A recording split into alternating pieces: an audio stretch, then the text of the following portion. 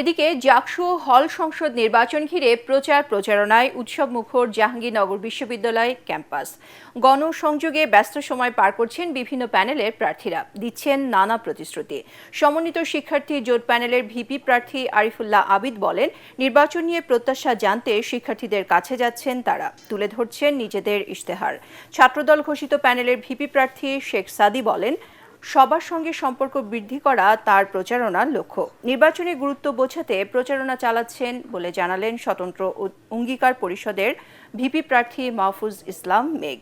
নির্বাচনী প্রচারণা চলবে 9 সেপ্টেম্বর পর্যন্ত। প্রধান নির্বাচন কমিশনার অধ্যাপক মনিরুজ্জামান জানিয়েছেন, আচরণবিধি মেনেই প্রচারণা চালাচ্ছে সব প্রার্থী।